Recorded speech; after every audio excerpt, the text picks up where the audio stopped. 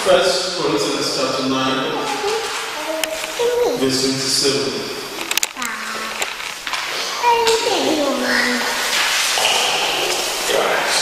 First Corinthians chapter 9, verse 27.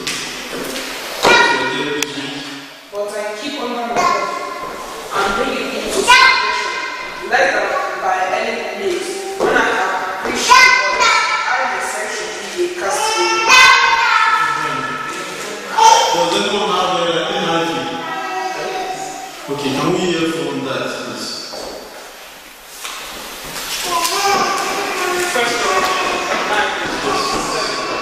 Say, no, I strike a blow to my body and make it my slave, so that after I have preached to others, I myself will not be disqualified from the past. I strike a blow to my body and make it My slave. Praise God. Hallelujah. Praise God. This is Apostle Paul speaking, and he's talking about himself and also talking to us as we learned this morning. So thank God for his word in 2 Timothy chapter 3, the whole of chapter 3, but especially verse 16 that we saw this morning.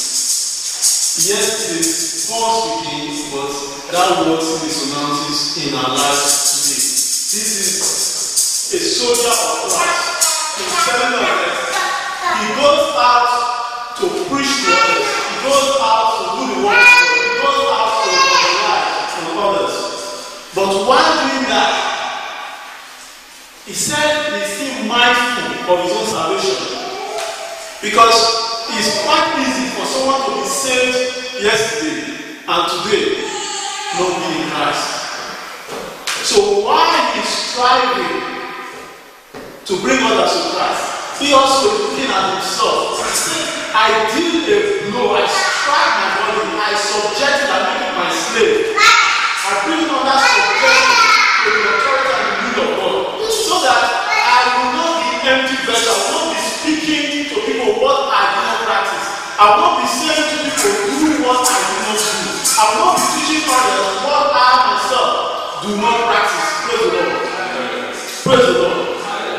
So this man is a very not only is he doing what God has called him to do, the work he's been commissioned to do, the calling that is upon his life, but while he's doing that, he's thinking of his own end, his own destination. Where is he going to go? He said, let it not be that while I have preached to other people, while I have done the good works of the Lord that he has asked me to do in the lives of others, that there will be no profit for me. We come back from Sunday school this morning, and all our lands, we see that our God is a God of orderliness. Our God is not the author of confusion.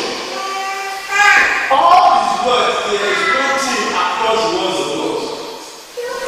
Last Sunday, because of the activities of the church, I missed the Sunday school.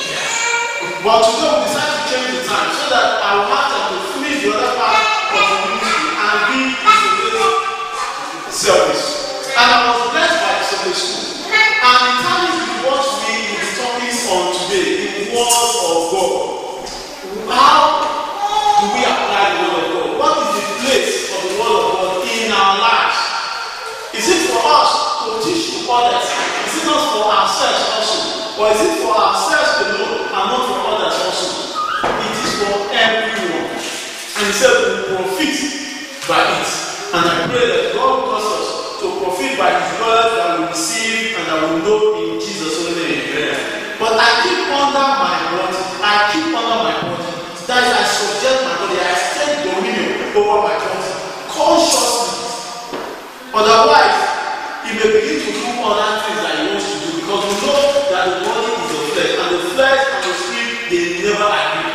The Bible says it is impossible for flesh to please Christ. So he has to use the spirit to overwhelm, overpower, and hold down the flesh. The flesh will obey what this man of God wants to do. Praise the Lord. Praise the Lord. And I bring it into subjection. That I subject and take dominion over it. Lest, so that by any means, by any chance, that I will end up after having preached to other people, I myself will not be found in the kingdom of God. It is not our portion in the name of Jesus Christ. We will not labor and not have harvest. As we work for others, God also will work for us in Jesus' name. And as we care for others, as we look after the needs of others, God will help us. I will not be mindless or careless about ours. This is someone who was working for God. He was doing the will of God, but he was mindful of his own circumstances. First question, we have a lot of questions during this Sunday school, so I'll continue as well and ask more questions. Do we evangelize?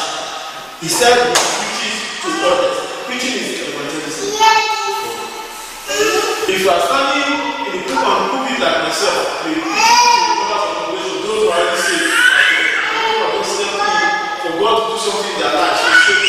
But if you go outside, it's evangelism. Basically, this man was doing. Do we evangelize? My brethren, that is the question. I'll leave us to answer it ourselves in our own time before our Lord and our God. But he was doing it. He was preaching to other people, evangelizing to other people. But while doing that, he was conscious that he himself observed the same word. Because the word of God is for us all. It was for him and it was for the people that Paul was preaching to. Not for the Gentiles alone, and not for the Jews alone, but for every single living being. Praise the Lord. Praise the Lord. Following from this, I'll say that our message today, our talk, will focus on two aspects. The first will be locating ourselves in God's word, and the second one will be preaching Jesus to others by words that we speak, by speech, by way of conversation, and also by our lifestyle, our conduct, the way we do things. Because not everyone you preach to, not everyone you speak to, others, they look at you. You may not say something, especially for children, no matter what you say to them, they are watching you. So also I love you. You may say to your neighbor, I'm a Christian, I'm a child of God. They won't begin to call you a Christian. They won't begin to call you a child of God because of what you have said. But because of what they see you do. So your lifestyle is important in your preaching. When you say to people that are Christian, your lifestyle, what does it say? I'm a reveler. I live wantonly. I'm careless. I have no Lord. I abide by no man's rules.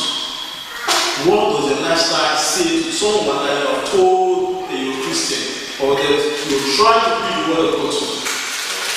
Praise God.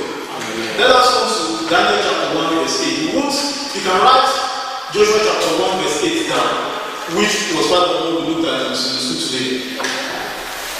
It says, meditate on the word of the Lord. It says, day by day, night by night, by day and by night, all the time. You don't let it depart from your heart. That you will learn to observe to do the things that are written there. Why? And you will prosper that and you have good success. That is Joshua chapter 1 verse 8. So the word of God is for all profit. Now looking at Daniel chapter 1 verse 8. But Daniel resolved not to defile himself with the royal food and wine, and he asked the chief official for permission not to defile himself in this way. Daniel, he resolved. He resolved. And if you see the things that he refused, the things that he rejected, I'm sure many of us these days we won't kill to have those things. We will even kill to have those things. We will lie to have those things. We will cheat. We will cut corners. We will utter figures, false signatures, anything to just have the things that Daniel refused, that he turned down. If you look from verse 5. Daniel chapter 1 from verse 5. It says, and the king appointed them a daily provision of what?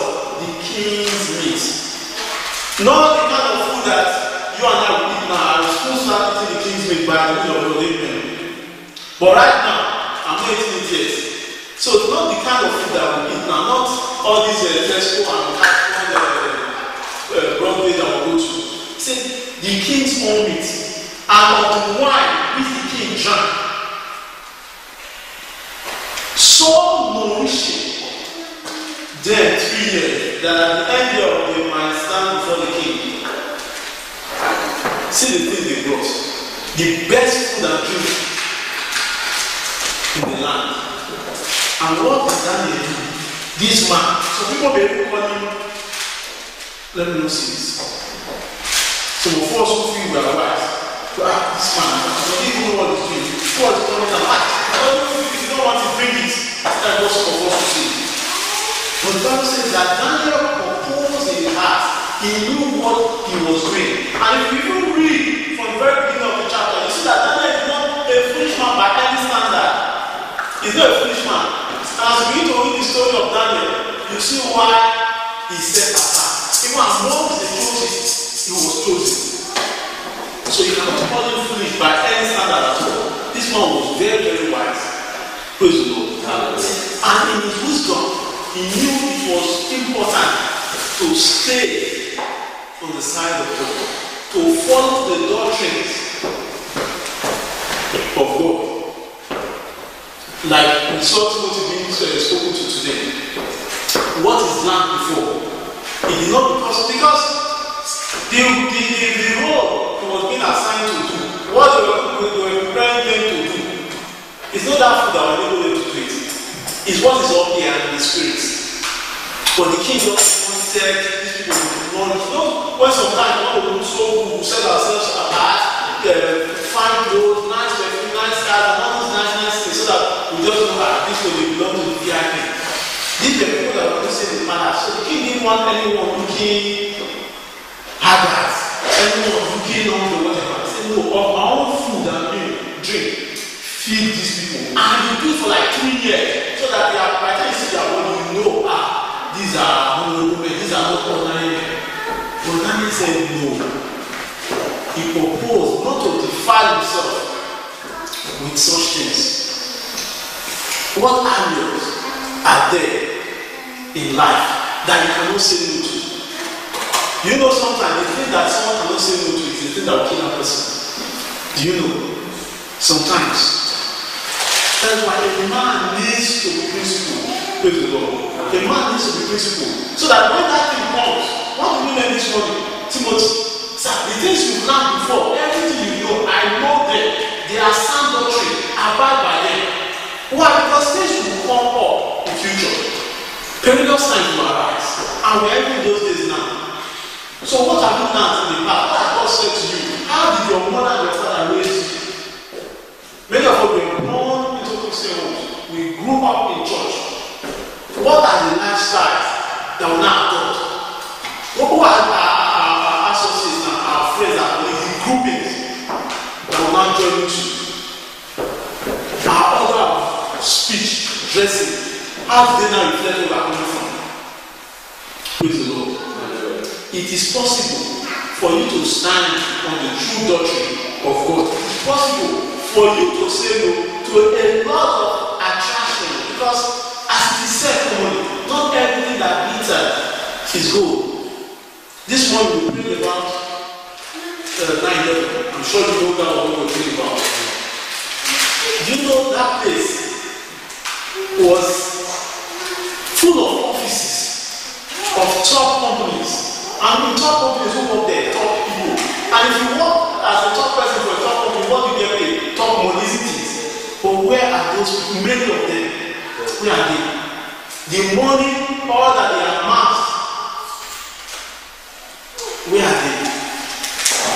There are some things that are more important than the things that we see. Not everything that you have to belong to, not everything that you have to enjoy, not everything that you need to have. Find out if it is the will of God for you. Find out if it will take you away from God. That's the doctrine we learned this morning, the doctrine of Christ. That's the only doctrine you take. Say there were a lot of other doctrines. They believe that anything good, you can do as much as you want. They balance, they believe they can mix up the things of God with fake things and begin to speak against the things of God. Whereby these are the doctrines of men, a lot of things that we know. In all of them, you need to pick only the one that is of God. And that's what this wise man did. See, he proposed in his heart not to defy himself with these goodies, with these sweet things they will defy. Sometimes they say chocolate is sweet, but too much chocolate causes something is. Apostle said everything is lawful. Yes, I can do it and I won't be arrested because it is legal, it is lawful. But I won't do it because it's not expedient. It will not help my cause. I know where I'm going. Everybody can be doing this, but you know where they are heading. The destinations of everyone is not the same. Even in the same church, our destinations are not the same. So the fact that this has joined this thing, or that this has traveled here, doesn't mean everyone will start applying to go to that country. Praise God. It doesn't mean that is the only workplace in the land. If you don't work there, you cannot prosper. Prosperity, true prosperity, comes from God. No one else can actually give it to you. So, the way you live your life, how does it speak about the one you say you belong to? What sort of lifestyle are you living? And what things come out of your mouth? And how do you impact the people that you come in contact with? Daniel denied himself the pleasures of the flesh, that he became the pleasure of God. Mark chapter 8, verse 34-38. Jesus Christ was talking and he was asking the people gathered around him and the disciples. He said, what shall you give in next thing for your soul? All these things that you are guiding, the things that you are guiding for, the things that you're saying is do or die, are they worth the kingdom of God? Are they worth using the kingdom of God for? Mark chapter 8, 34-38. He says, and when he had called the people unto him with his disciples also, he said unto them, whosoever will come after me, let him deny himself like Daniel did, and take up his cross and follow me.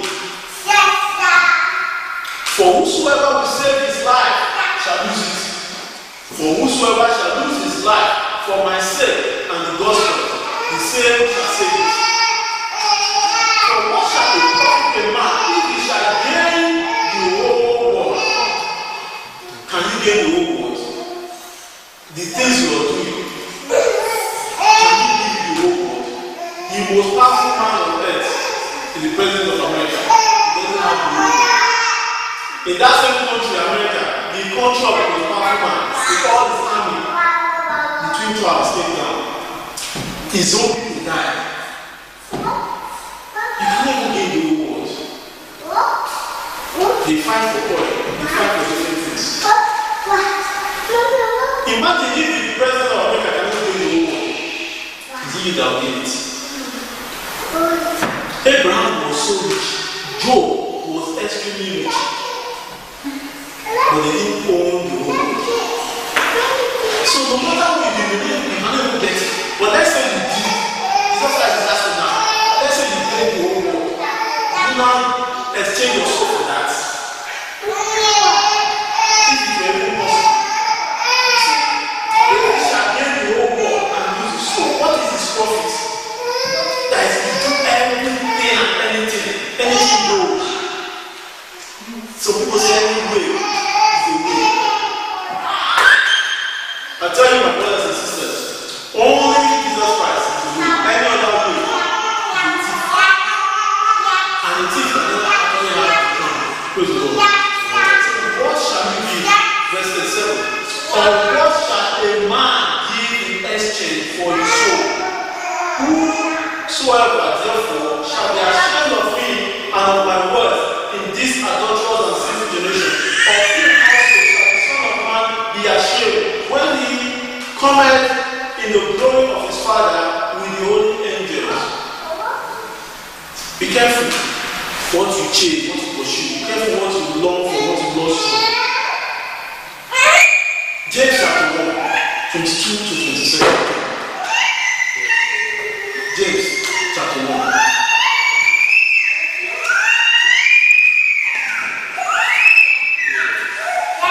Verse 22 to 27.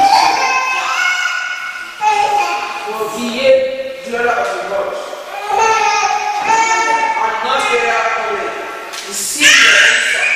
For any hearer of the word, and not a doer, is like a man holding his natural face in a glass. For he beholdeth himself, and went his way, and straightway forgot that manners of man he was. For who looketh into the perfect law of liberty, and continued therein, he be not a forgetful hearer, but a doer of the word. This man shall be blessed in his day. If any man among you seems to be religious, and beareth not the stuff, but deceiveth his own heart, this man religion is vain. Pure religious and undefiled before God, the Father in this, to visit the fatherless and widows in their affliction, and to keep himself unspotted from the world. Praise the Lord. Praise the Lord. 22 says, but be ye doers of the word, and not hearers only, deceiving your own selves, because God will deceive. Then the last verse says, pure religion and undefiled before God and the Father is this, to visit the fatherless and widows in their affliction, and to keep himself unspotted from the world. Be ye doers of the word. But first you have to hear the word. A lot of us hear the word. But I ask the question again. How many of us actually hear the word?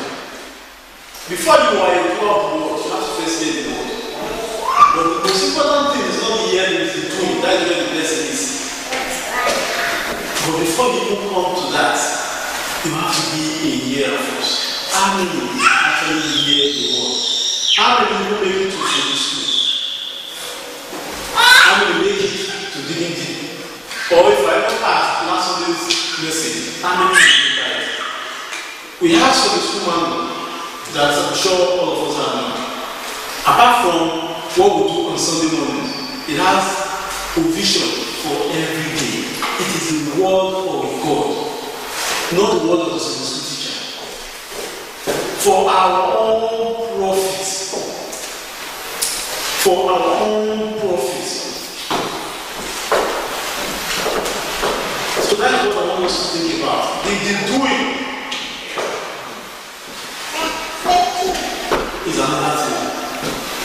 How many hear the word of God?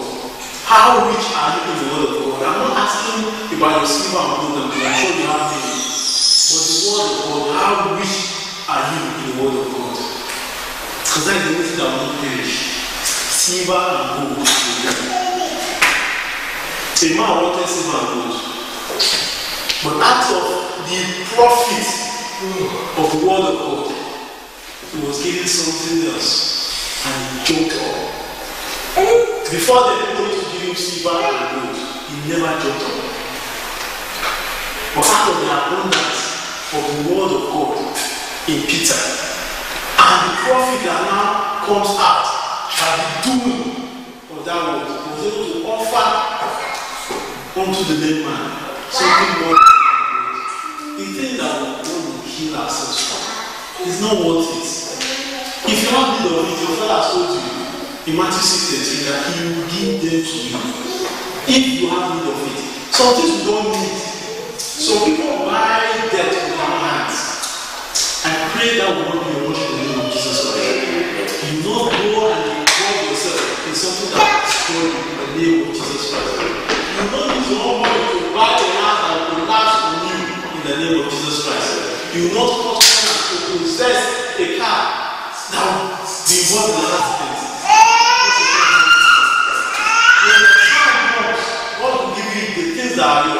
and He give you blessings to them in Jesus' name. Amen. Then what about visiting?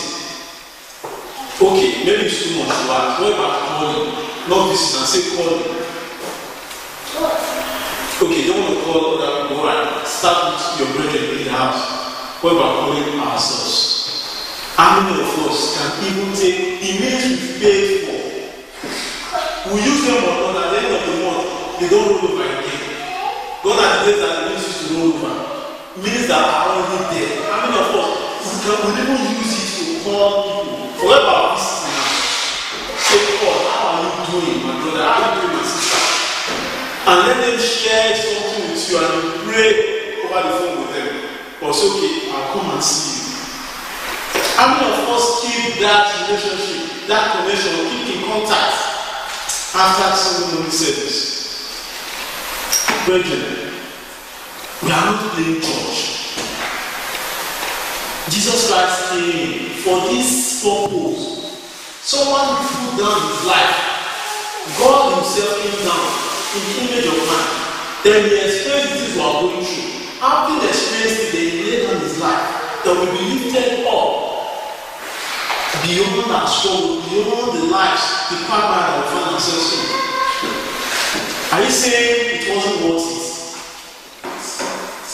You have minutes, you have time, you have 24 hours.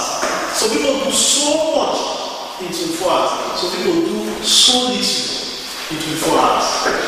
Some are so busy in their own definition of busy. Others are actually very busy, and yet they touch lives. What do you do with your minutes in your phone? What do you do with your 24 hours? How does it impact God? How does it impact your neighbor? How does it impact your life? What profit is there out of them? Another thing that I want to ask is our role models. Who do we copy? Like the man who inspires us, the way we talk, the way we dress, who inspires us. We talk so much about ladies, but even men. The things that are covered are not covered. Then the body, you do all sorts of things to the body. Who do you look unto? Are you doing competition with the people concerning tattoos? Because that was. Because all of these things, the Bible says the things that are done in our body to enjoy, the things that we speak, they will be judged. Except you don't have the mind of, I don't know, because I don't believe anyone will be in church who does not want to be in Jesus Christ. If you have the mind of Jesus Christ, they need to rethink the way you live your life. Then the last verse of chapter 1 of James says, keeping himself unspotted from the world. Are we exported from the world? Or is it the case that we are actually striving to belong to the world? We are actually striving to men. Even when they don't call us in, we want to join at all costs. Something has also been running from. The doctrines that will have this one that there is this from which we flee away from, which we avoid. We are not even assigning application for one to join, one to belong, one to begin to preach. The same thing, just the same way. The doctrines of Balaam, the doctrines of God, all satanic doctrines. The belief that they stand up. Some of us don't believe that God can change our situation. Some of us don't believe that God can make anything happen for us. We believe in what God has told us. This is how we do it. Or if you join this club, they will leave you. Forget about patience and waiting in the Lord. Patience is simple too. It's very simple to invite you anymore. The time that God of the word of God will not change. Whether we believe it or not, it will not change. Whether we apply it or not, it will not change. The Bible says it is settled. In heaven and earth, the word of God it is settled. I only pray that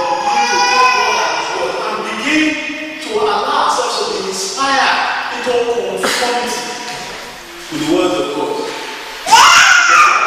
He gave these words for us. All he did for us. Praise the Lord. Amen.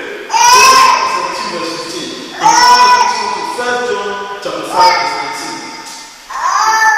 1 John chapter 5 verse 19. And read John 17 verse 15.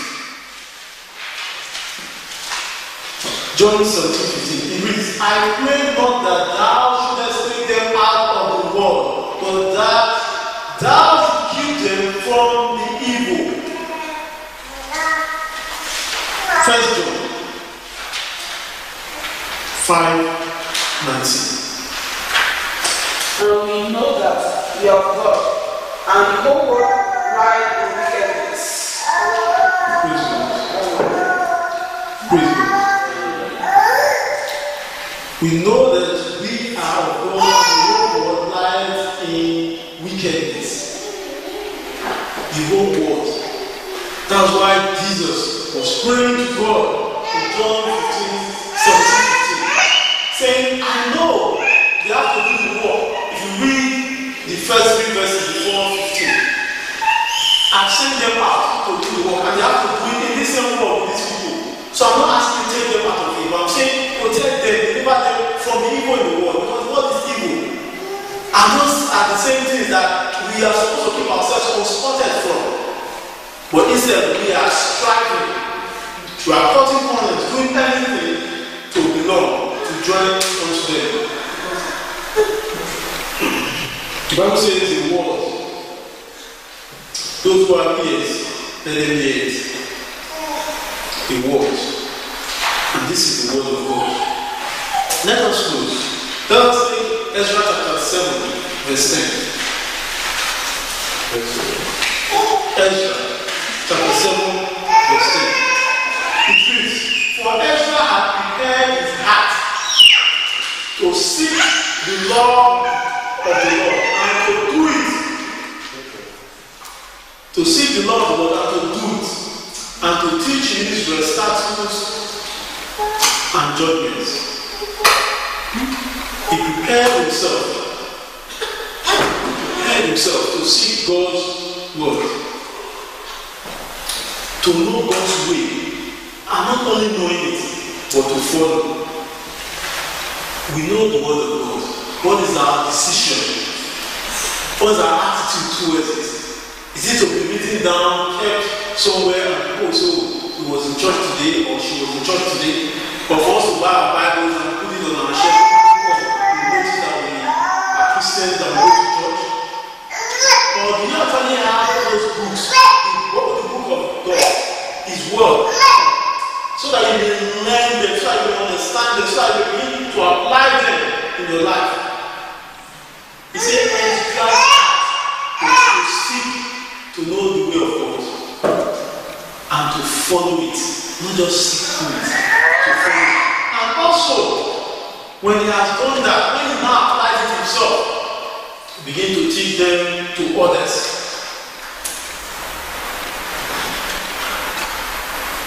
Seek the word of God. Seek to know God's way.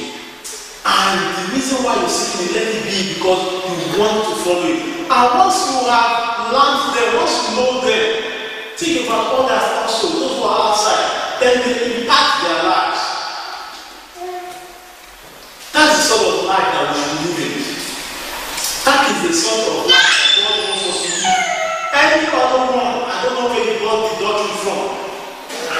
I know Balaam has taught some people, but I pray Balaam has not taught anyone of us yet, and he will not teach us in Jesus' name. Amen. Because our teacher and our instructor is the Holy Spirit of the Most High God. We only follow the doctrine of Christ. And we, in the name of Jesus, we are the doers of His word.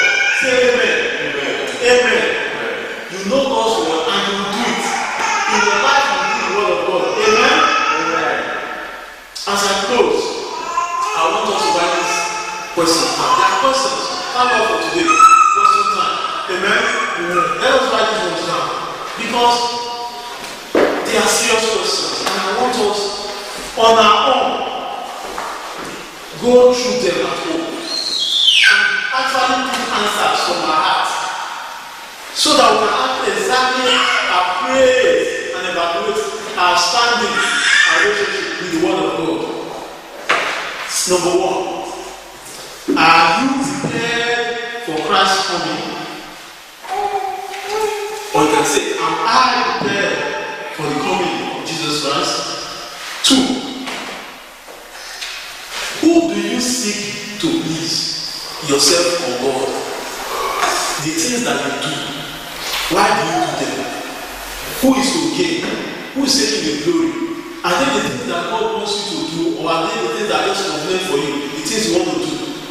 And you know they are against the word of God. Who are you pleasing by the things you seek and by the things you do? Number 3, what are your beliefs? We learn so much about doctrines today. So what are your principles? What are your beliefs? Principles, beliefs, doctrines, like I say. What are your own doctrines? What are your own beliefs? Is it the same doctrine that Jesus Christ has taught? Or do you believe in some common doctrines like heaven help those who help themselves, which is not scriptural, it's not written in the book of God? What are your principles? The final question: how is your neighbor? Do you know anything about your neighbor? How is your neighbor? Your neighbor could be your parents. Your neighbor could be your wife. Your neighbor could be your son. Your neighbor could be your husband. Your neighbor could be your colleagues. Your neighbor could be someone living next door to you. Jesus Christ gave us a perfect illustration of who your neighbor is. People will compare it. So, how is your neighbor? Amen. Mark chapter 8, verse 38. Mark 8:38. I finished the message that God has made in my heart for us today. Mark 8:38. It says, whosoever therefore shall be ashamed of me and of my word in this adulterous, this work that we want to remain forever, this is impossible. It's an adulterous and a sinful one. So as I said, if in this adulterous and sinful generation you are afraid, you are ashamed of me and my words, he says, of him also shall the man, that shall the son of man be ashamed. Jesus in his own time, when he comes in his glory to judge, which will happen, it will be ashamed. I pray that Jesus will not be ashamed of us. So let us bear that in mind. Mark chapter 8, verse 38. Amen. Let us pray. Let us pray. Oh God,